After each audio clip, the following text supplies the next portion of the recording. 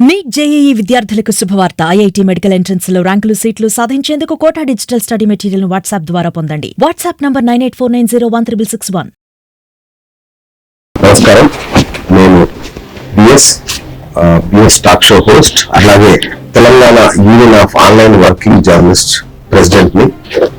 ఈ మధ్య కాలంలో ముఖ్యమంత్రి రేవంత్ రెడ్డి గారు డిజిటల్ మీడియా పట్ల, యూట్యూబ్ ఛానల్స్ పట్ల కొంత అసహనం వ్యక్తం చేస్తున్న విషయం మనం గమనిస్తూనే ఉన్నాం. అయితే ఆయనకి ఎవరో కొంత తప్పుడు సలహాలు ఇస్తూ సూచనలు చేస్తున్నారేమో అనిపిస్తుంది, లేదా మీడియా అకాడమీ కూడా సరైన ఆయనకు శ్రీనివాస్ రెడ్డి గారికి సరైన సలహాలు సూచనలు ఎవరు ఇవ్వట్లేదేమో అనిపిస్తుంది. ఎందుకంటే ఇప్పటి వరకు మా యూనియన్ 5 సంవత్సరాలుగా నడుస్తున్న యూనియన్ ని కూడా సంప్రదించకుండానే చాలా మీటింగ్లు జరిగిపోతున్నాయి తెలుగు మన మీడియా అకాడమీలో. ఈ నేపథ్యంలో ఇప్పుడు ఈ మధ్య 2 అమ్మాయిలను అరెస్ట్ చేశారు జర్నలిస్టులని. దాన్ని కూడా తీవ్రంగా ఖండిస్తున్నాం. దయచేసి మహిళల పట్ల కొంత మానవీయంగా ప్రవర్తించాలని, వాళ్ళు ఎవరో రాజకీయ నేతలు లేదంటే ఎవరో దాని వెనకాల ఉంటారు, చైర్మన్లో, సిఇఓలో. అలాంటిది వీళ్ళని మీరు మహిళల పట్ల కొంత దయతో వ్యవహరించాలనేది విజ్ఞప్తి చేస్తున్నాం.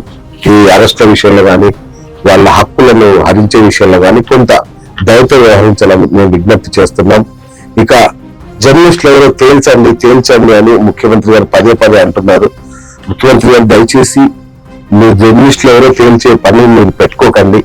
ఎందుకంటే మీరు ఎంతో నిష్కల్మషంగా మీరు మాట్లాడుతుండొచ్చు కాక, కానీ మిమ్మల్ని తప్పుదోవ పట్టించే అవకాశం ఉంటుంది. ఎందుకంటే బీసీజేలు, ఎంసీజేలు చేస్తేనే జర్నలిస్టులు అవరండి.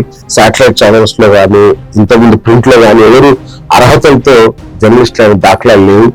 వాళ్ళ అభిరుచి ద్వారా లేదంటే వాళ్ళ అభినయేషన్ ద్వారా వచ్చి సీనియర్ జర్నలిస్ట్ అద్భుతాలు సృష్టించిన వాళ్ళు ఎందరో ఉన్నారు. అట్లాగే అక్రిడేషన్లు కూడా అందరికీ రావండి.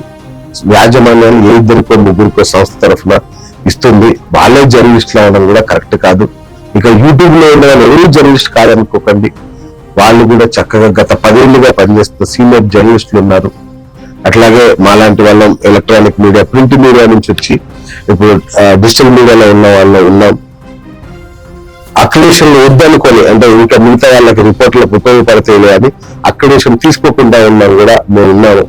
కాబట్టి మీరు అలాంటి క్రైటీరియాలు పెట్టుకోకండి, మమ్మల్ని పిలవండి సమావేశాలకి.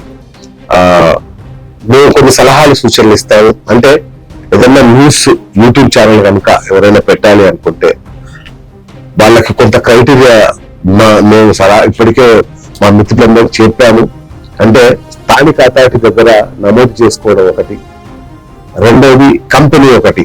ఏదైనా ఒక కంపెనీ పేరు మీద మాత్రమే ఆ ఛానల్ నడిపేలాగా, ఆ కంపెనీకి ప్రొపరేటర్ కావచ్చు లేదంటే డైరెక్టర్ కావచ్చు అయి ఉండాలి.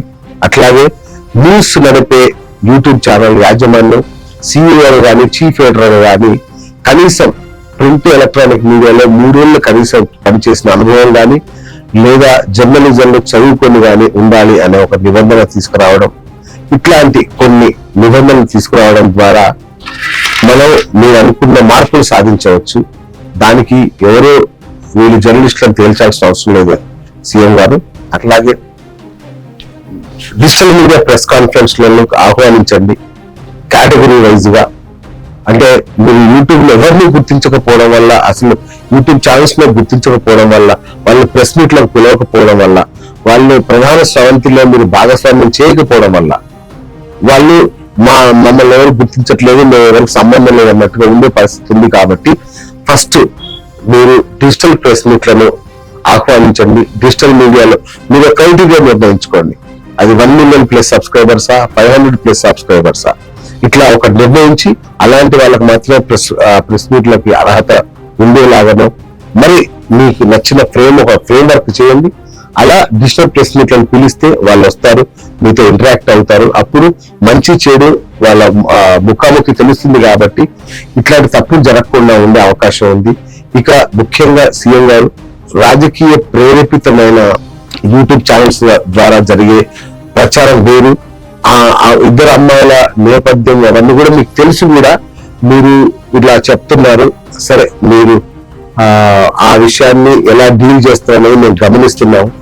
అయితే మీరు రాజకీయ ప్రేరేపితమైన ఛానల్స్ విషయంలో కానీ మిగతా ఛానల్స్ విషయంలో కానీ మీరు ఏ వైఖరి తీసుకున్నా ఒకటైతే వాస్తవం, పరిధి దాటిన వాళ్ళు ఎక్కడున్నా ఎవరైనా వాళ్ళకి రాజకీయ ప్రేరిత అయినా కాకపోయినా శిక్షించే అధికారం మీకుంటది. అట్లాగే పరిధి దాటకుండా ప్రవర్తించాల్సిన నైతిక బాధ్యత అది మాకు ఉంటుంది జర్నలిస్టులుగా. కాబట్టి ఈ విషయంలో మీరు అంతగా సీరియస్ అవ్వాల్సిన అవసరం లేదని యూట్యూబ్ ఛానల్స్ విషయంలో మీరు మనొక ఇలాంటి కొన్ని నిబంధనలు కనుక మీరు ప్రకటిస్తే ఖచ్చితంగా మేము అమలు చేస్తాం, ఆచరిస్తాం. అప్పుడు ఇట్లా వ్యక్తిగత దూషణలకి బూతులకి అవకాశం లేక ఉంటుందని అనుకుంటున్నాం సీఎం గారు. సో దయచేసి ఆ మహిళా జర్నలిస్టులను విడుదల చేయాల్సిందిగా కోరుతున్నాం. అట్లాగే యూట్యూబ్ ఛానల్స్ స్వీయ నియంత్రణ పాటించేలాగా శిక్షణ కార్యక్రమాలు అందరినీ భాగస్వామ్యం చేయండి. మేము 5 ఏళ్లుగా యూనియన్ నడుపుతున్నా, ఇంతవరకు శిక్షణ కార్యక్రమాలు జరుగుతున్నాయి మీడియా అకాడమీలో, కానీ మాకు ఎలాంటి పిలుపు లేదు.